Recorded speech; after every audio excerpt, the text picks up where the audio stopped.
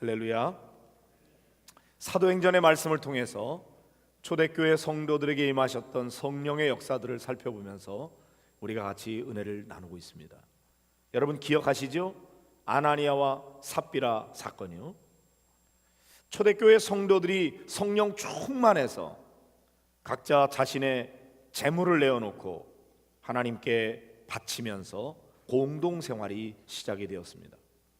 특별히 초대교회 아주 존경받는 지도자였던 바나바와 같은 그런 지도자가 앞장서서 밭을 팔아서 하나님 앞에 바치는 일을 하게 되니까 많은 성도들이 그를 닮아서 땅을 팔고 집을 팔고 그래서 함께 내어놓고 공동으로 나눠 쓰는 그런 아주 대단히 이상적인 공동체를 이루게 되었습니다.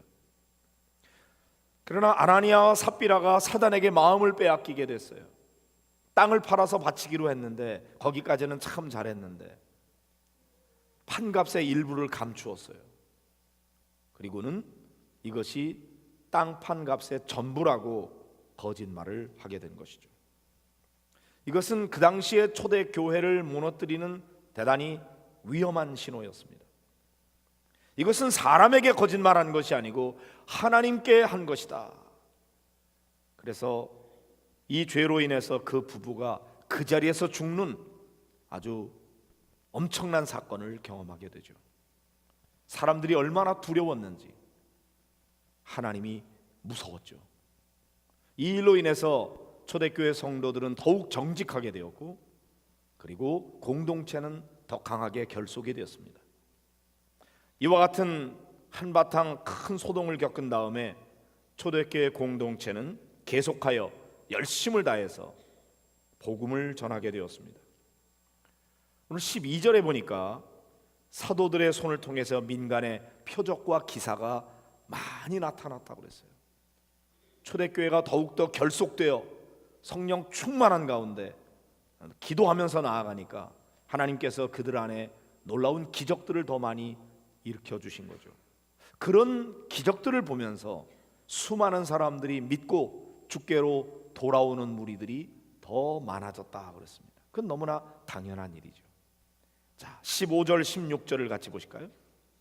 시작. 심지어 병든 사람을 메고 거리에 나가 침대와 요 위에 누이고 베드로가 지날 때 혹 그의 그림자라도 누구에게 덮일까 바라고 예루살렘 부근에 수많은 사람들도 모여 병든 사람과 더러운 귀신에게 괴로움 받는 사람을 데리고 와서 다 나음을 얻으니라. 할렐루야. 여기 이런 일들까지 벌어지게 됐어요. 베드로를 비롯한 많은 사도들이 사람들 앞에 얼마나 신뢰를 얻었는지를 볼 수가 있습니다. 사람들이 병든 자들을 데리고 왔어요. 그리고 길에다가 침대를 깔고 요를 깔고 그 위에 사람을 두었습니다. 기대하는 것은 뭐였냐면 혹시나 베드로가 여기를 지나가다가 그 그림자라도 환자에게 덮일까 바랐다 그랬어요. 그들의 마음속에 무슨 믿음이 있죠? 만약에 베드로가 지나가다가 그 그림자만 덮여도 이 사람의 병이 나을지도 모른다. 그런 기대와 믿음이 생겼던 거죠. 베드로가 그런 얘기 한 적이 없어요.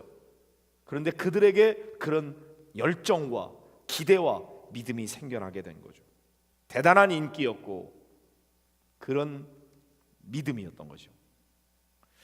실제로 그림자만 덮여도 병이 낫는 역사가 있었는지는 잘 모릅니다. 그러나 그런 일이 일어나기를 기대했다는 거죠. 예루살렘 부근에 수많은 병든 사람, 더러운 귀신 들린 사람들을 데리고 왔어요. 그런데 16절 끝에 보니까 다 나음을 얻으니라 그랬어요. 이게 놀라운 거죠. 병 낫는다고 하는 놀라운 소문을 듣고 사람들이 몰려왔는데 와서 그들이 다 치유를 받고 회복이 됐다는 거죠. 얼마나 놀라운 일들이 일어나게 됐습니까? 저는 이 말씀을 보면서 이제 사도들은 사람들에게 나아가서 찾아가는 전도만 아니라 소문 듣고 사람들이 찾아오는 전도가 되었다고 하는 거죠. 어쩌면 우리의 전도도 찾아가는 게 기본인데 가서 그들에게 복음을 전하고 우리 안에 일어난 놀라운 성령의 역사들을 간증하게 될 때 그 소문이 번져나가서 사람들이 그 소문 듣고 찾아오는 전도가 되어야 되지 않겠는가, 그런 생각을 하게 됩니다. 어떻게 그런 일이 일어나게 될까요? 여기 초대교회에는 사도들을 통해서 놀라운 표적과 기사들이 나타났기 때문에 그런 일이 일어나게 되었어요. 오늘 우리들에게도 때때로 하나님께서 그런 기적을 이루시기는 합니다.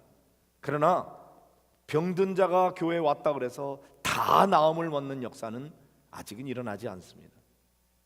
그러나 때때로 하나님이 치유하시니 그런 일들이 일어나기를 기대하면서 사람들이 올 수가 있겠죠. 그러나 혹시 그런 일이 일어나지 않는다고 할지라도 우리 그리스도인들은 믿지 않는 사람들에게 뭔가 선한 영향을 끼치고 그들에게 매력을 줌으로 말미암아 우리의 삶의 변화를 통해서 믿지 않는 사람들이 그 소문 듣고 우리 목양교회로 몰려오는 역사가 일어나게 되기를 간절히 소원합니다. 아멘. 제가 생명의 삶 공부를 하면서 어떻게 예수를 믿게 되었는지 간증들을 들은 시간이 있습니다. 근데 이번에 어떤 분이 그런 얘기를 하더라고요. 자기는 평생토록 예수님에 대해서 별 관심 없이, 종교적인 관심 없이 살아왔다. 나름대로 바르게 산다고 애썼고 어느 누구에게 그렇게 흠잡힐 삶을 살지 않았다는 거죠. 그러다가 점점 나이가 들면서 뭔가 신앙에 대한 궁금증이 생기게 됐는데 자기 주변에 너무 좋은 그리스도인들이 있었다는 거예요. 그들의 삶을 가만히 보니까 자기하고 살아가는 삶의 그 생각과 가치관이 좀 다르더라 이거죠. 너무나 훌륭한 믿음의 삶을 살아가는 걸 보면서 도대체 저들이 믿는 예수는 누군가? 저 사람들이 다니는 교회는 도대체 어떤 곳인가? 궁금증이 생겨나게 된 거예요. 그리고는 나도 한번 그런 예수가 누구인지 알아봐야 되겠다. 그래서 교회에 오게 됐다는 것입니다. 그분 주변에 좋은 그리스도인이 있었던 거죠. 이 교회 가서 보면은 또 이런저런 문제들이 발생이 되고 저 교회 가서 보면은 또 이런저런 문제들이 발생이 되고 그래서 잘 믿어보려고 그러는데 자꾸 걸림돌이 있어요. 그러다가 우리 목양교회로 오게 되면서 여기서 내가 생명의 삶 공부까지 오게 됐노라고, 지금 목양교회 와서 신앙생활하며 너무나 기쁨이 있다고 그런 간증을 하시더라고요. 우리가 누리는 기쁨, 우리가 누리는 행복, 예수 복음 안에서 우리가 이런 것들을 경험하게 될 때 믿지 않는 사람들이 그런 우리를 보면서 부러워할 수 있어야 된다는 거죠. 우리가 그들에게 베푸는 사랑과 섬김, 나눔이 그들의 마음에 뭔가 감동을 줘야 되는 거죠. 그래서 나 예수는 잘 모르겠는데 예수 믿는 당신을 보니까 뭔가 있는 것 같다. 나도 당신이 믿고 있는 그 예수를 알고 싶다. 그래서 사람들이 몰려오게 되는 거, 이게 생활전도요, 관계전도인 것이죠. 여러분의 표정과 여러분의 성품이 그리스도를 드러내는 그런 삶이 되기를 주의 이름으로 축복합니다. 그래서 여러분들이 풍기는 그 매력 때문에 예수님이 누군지 궁금해서 몰려오는 역사, 여러분이 그 주인공이 되기를 주님의 이름으로 축복합니다. 인상 펴세요. 표정이 밝아야 돼. 다시 본문으로 돌아가 보겠습니다. 사도들이 이렇게 많은 사람들에게 인기를 얻고 사람들이 막 몰려오는 이런 상황이 되니까 이제는 대제사장과 사두개인들이 마음이 쪼그라들었어요. 야, 큰일 났구나. 마음에 막 시기심이 일어나고 또 두려움이 생기면서 가만히 내버려 뒀다가는 큰일 나겠다. 사도들을 잡아다가 옥에 가두게 되었습니다. 권력을 가지고 있다 그래서 그 권력을 남용해서 죄도 없는 사람들을 잡아 가두는 일, 너무나 잘못하는 일이죠. 이게 권력을 가진 사람들의 문제예요. 교회가 성령 충만하고 은혜 충만하면 외부의 어떤 반대나 핍박이 다가올 수 있습니다. 그러나 걱정할 게 없어요. 하나님이 도우시고 함께 하시니까요. 자, 자신들의 잘못을 깨닫고 회개해야 될 이 권력을 가진 사람들이 회개하기는커녕 오히려 사도들을 투옥시키고 그들의 입을 틀어막으려고 했습니다. 자꾸만 더 큰 죄를 저지르고 있는 거죠. 그러나 그래봤자 아무런 소용이 없어요. 어떻게 됐습니까? 자, 19절 20절을 같이 보겠습니다. 시작. 주의 사자가 밤에 옥문을 열고 끌어내어 이르되 가서 성전에 서서 이 생명의 말씀을 다 백성에게 말하라 하매 그랬어요. 주의 사자가 밤에 옥문을 열고 끌어내 주었어요. 옥에 가두면 뭐합니까? 하나님께서 그들을 옥에서 풀어내 주는데요. 제자들이 얼마나 신났을까요? 권력을 가진 사람에 의해서 막 매를 맞고 옥에 가둬도 주의 사자가 나타나서 옥문을 열고 그들을 막 자유하게 해주니, 그리고 뭐라고 당부하고 있습니까? 너희들이 자꾸 예수 복음 전하니까 이렇게 매 맞고 옥에 갇히니 이제는 집에 꼭 틀어박혀서 아무 데도 나가지 말고 아무 소리도 하지 말고 가만히 숨어 있어라 그랬습니까? 아니에요. 정반대로 말하는 거죠. 너희는 가서 성전에 서서 이 생명의 말씀을 다 백성에게 말해라. 성전이 어디예요? 성전은 지금 대제사장과 사두개인들이 일하는 바로 그곳이에요. 그들을 잡아 가두고 옥에 가두었던 바로 그 장본인들 앞에 가서 성전에 서서 백성들에게 이 생명의 말씀을 다 말하라, 이렇게 권면하고 있습니다. 자, 이 제자들에게 주신 이 귀한 말씀은 오늘 우리에게도 주시는 명령인 줄로 믿습니다. 우리들에게 주님이 뭐라고 말씀하십니까? 믿지 않는 사람들, 세상 사람들에게 가서 내가 경험한 예수를 말해라, 내 안에 있는 생명의 말씀을 다 말하라, 이렇게 권면하고 있는 것이죠. 제자들은 어떻게 했습니까? 옥에서 나온 제자들은 그 말씀대로 새벽에 성전에 가서 사람들에게 가르쳤다는 거죠. 그런데 이런 일들이 일어난 것을 전혀 알지 못하고 있었던 대제사장과 사두개인들은 어떻게 했습니까? 공회와 이스라엘 족속의 그 원로들을 불러 모았어요. 실제적인 힘을 가지고 있고 여론을 이끌어가는 그런 지도자들을 불러 모았어요. 왜요? 그들 앞에서 사도들을 신문해 가지고 이제 자기 힘으로 안 되니까 이들로 하여금 절대 예수의 이름으로 말하지도 말고 가르치지도 못하도록 이렇게 위협을 가하기 위해서 어른들을 불러 모은 거죠. 그리고는 부하들을 시켜서 그 옥에 갇혀 있는 사도들 데리고 와라. 그렇게 해서 이제 옥에 가게 되었습니다. 갔다 와서 보고하는 사람들의 말을 들어보니까 기가 막힙니다. 옥문은 든든하게 잠겨 있고 옥문을 지키는 사람들은 문 앞에 서 있는데 문을 열고 들어가 보니까 한 사람도 없습니다. 이게 어찌 된 일입니까? 기가 막힐 노릇이죠. 정말 그들로서는 어찌할 방도가 없어요. 도대체 어떻게 된 일인가? 놀라지 않을 수가 없는 거죠. 분명히 잡아서 옥에 가두었는데 그들이 한 사람도 없다니 어쩌면 좋은가? 얼마 후에 사람들의 제보가 들어왔어요. 성전에서 그들이 가르치고 있다는 것입니다. 부하들을 시켜서 잡아오게 했습니다. 그러나 이제 그들에게 어떻게 함부로 하지를 못합니다. 예전에는 권력을 가지고 막 매로 때리고 옥에 가두고 그랬는데 이제는 군중들이 상황을 파악하기 시작한 거예요. 누가 잘한 건지 누가 잘못한 건지 파악하기 시작한 거죠. 강제로 다루었다가는 백성들로부터 돌을 맞을지 모른다는 두려움이 생기게 된 거예요. 판세가 완전히 뒤바뀌게 된 것입니다. 자, 27절 28절을 같이 읽어보겠습니다. 볼까요? 그들을 끌어다가 공회 앞에 세우니 대제사장이 물어 이르되 우리가 이 이름으로 사람을 가르치지 말라고 엄금하였으되 너희가 너희 가르침을 예루살렘에 가득하게 하니 이 사람의 피를 우리에게 돌리고자 함이로다. 자, 공회에 세우고 호통을 칩니다. 우리가 뭐라 그랬어? 이 이름으로는 말하지도 말고 가르치도 말라고 그랬지. 그런데 너희들은 어찌하여 이 가르침을 예루살렘에 가득하게 한단 말이냐. 그러면서 그들이 진정한 두려움이 무엇인지를 드러내고 있습니다.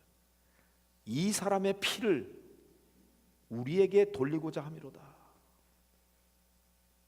예수님이 흘린 무고한 피값을 우리에게 돌리고자 하느냐, 이렇게 질문하고 있는 거예요. 그들은 이제 알고 있습니다.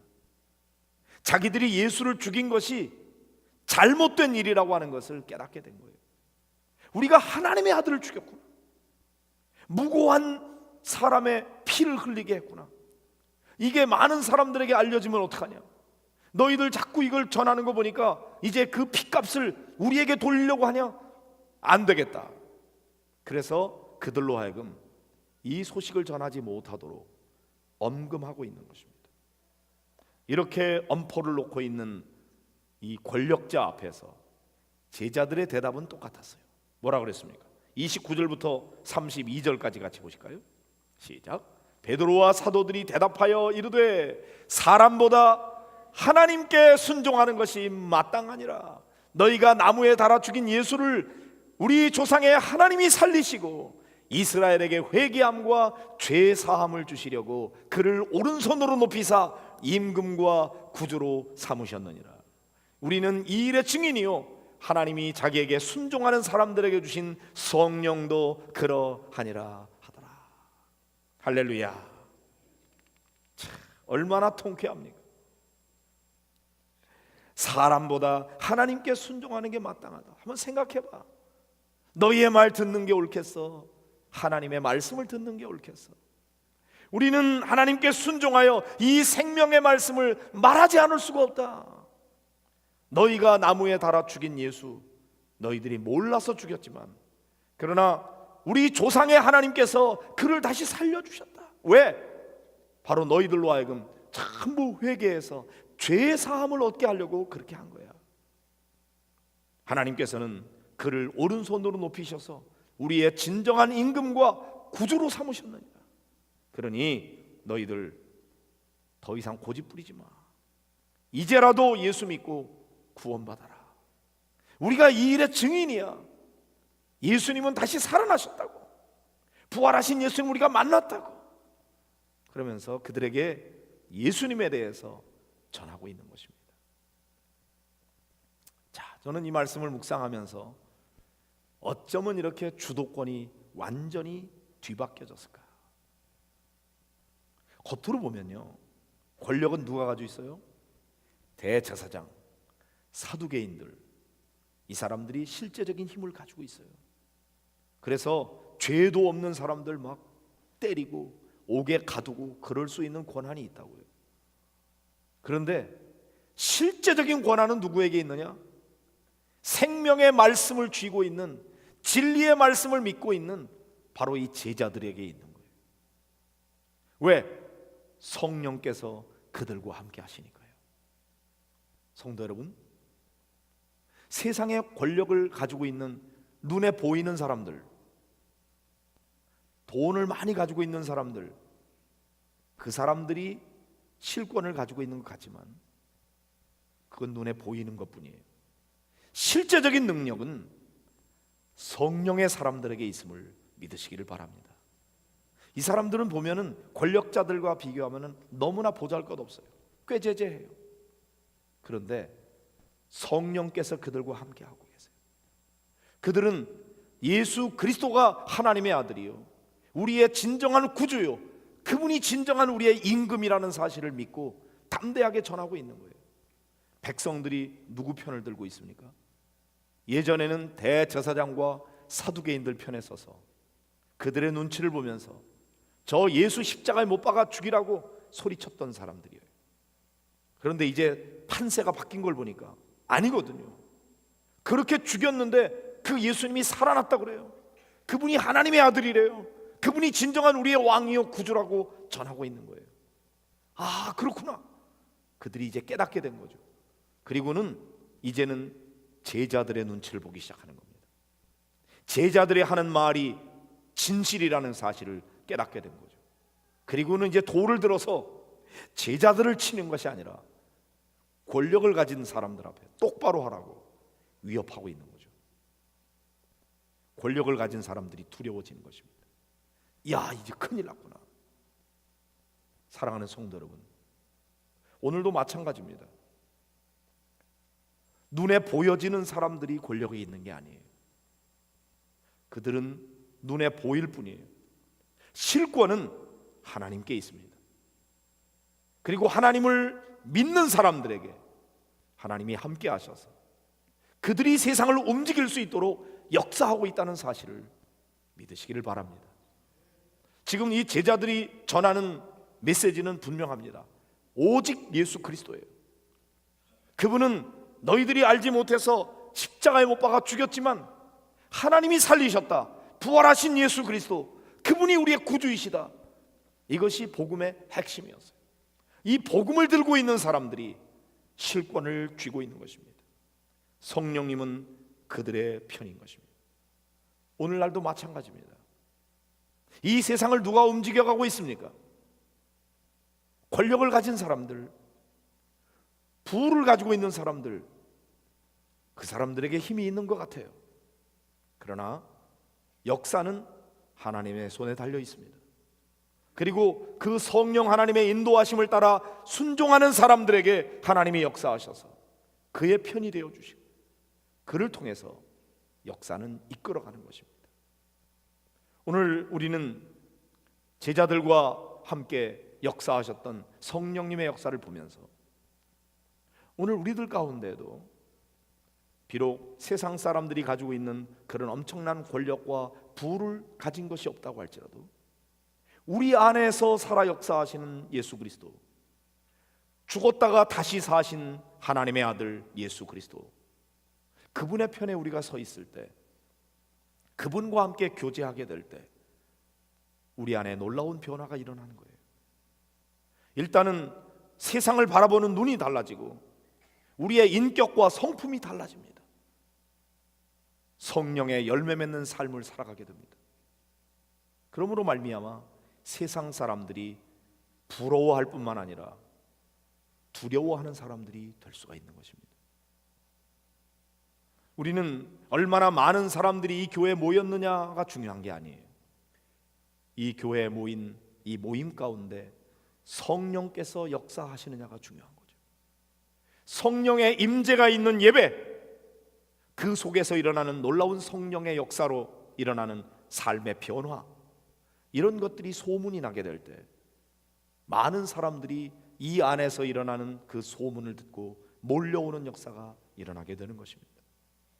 그러므로 우리는 오늘 예수 그리스도를 만나고 성령의 임재를 경험하는 그런 성도들이 되시기를 주의 이름으로 축복합니다. 그래서 내 안에 일어난 변화를 사람들에게 간증하게 될 때 그것이 소문이 번져나감으로 말미암아 우리 교회 안에서 기도할 때 병든 자가 나음을 얻는 역사가 일어날 뿐만 아니라 성도들의 삶의 변화가 일어나고 가정의 변화가 일어나고 그런 성도들이 나아가서 살아가는 직장의 변화가 일어나고 이런 변화들이 일어나게 될 때 도대체 이런 변화가 어떻게 가능한 것인가 궁금해서 사람들이 몰려오는 그런 전도가 이루어져야 될 줄로 믿습니다. 여러분이 그 주인공이 되기를 주님의 이름으로 축복합니다. 그러기 위해서는 먼저 여러분이 예수 그리스도를 만나야 돼요. 여러분이 증인이 돼야 돼요. 그 예수님이 나의 주님이십니다. 그 예수님은 당신의 주님도 되십니다.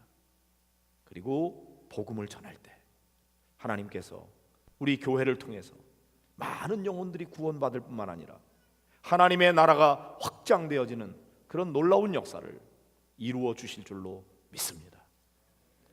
가까운 곳에 새로 입주하는 분들이 많이 있습니다. 저는 그분들이 우리 교회를 통해서 예수님을 만나고 살아계신 하나님을 경험할 수 있는 그런 우리 교회 될 수 있도록 우리가 그런 교회가 되면 사람들에게 나아가서 전도하는 일도 귀하지만 그분들이 이 교회 공동체의 일원이 되기를 원하는 마음이 생길 겁니다. 그때 하나님께서 그 마음을 붙드시고 우리와 한 공동체로 묶어주실 줄로 믿습니다. 모쪼록 우리 목양교회는 사람이 중심이 되는 교회가 아니라 성령 하나님이 역사하시는 교회, 예배 때마다 임재하시는 성령님의 임재를 경험하는 예배, 그리고 그걸 통해서 성도들의 삶의 변화가 일어나고 가정의 변화가 일어나는 그런 놀라운 은혜가 넘쳐나게 되기를 주님의 이름으로 축복합니다.